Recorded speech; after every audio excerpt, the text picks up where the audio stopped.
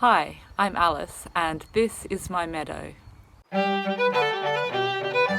I've grown all these wildflowers to feed the bees. They are lovely to watch and listen to, especially the fluffy bumblebees.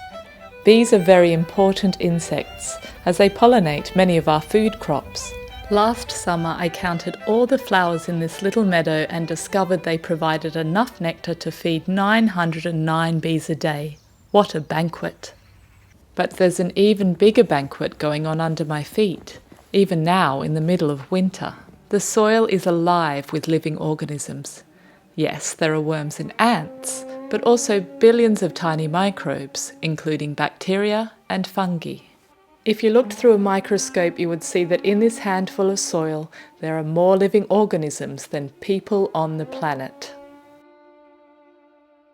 The soil is the stomach of the earth, breaking down plant matter and eating and digesting nutrients and organisms. Plants have their roots in the soil, and this is how they drink water and find vital nutrients, a bit like us taking a vitamin pill. They don't eat the soil though, as they have a special way to make their own food, a process called photosynthesis.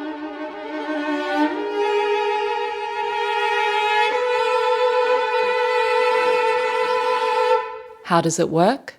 Well, through the summer, plants make their food by drawing carbon dioxide from the atmosphere, combining it with water and light to create energy to grow, flower, and spread their seed.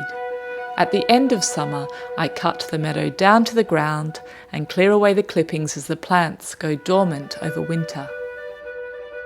The microbes in the soil get busy underground and start to eat and digest parts of the roots of the plants and any dead plant matter like leaves that are lying on the surface. This meal is part of the carbon cycle. Fungi in the soil help with this process of decomposition as they release the carbon that has been drawn down from the atmosphere by the plants.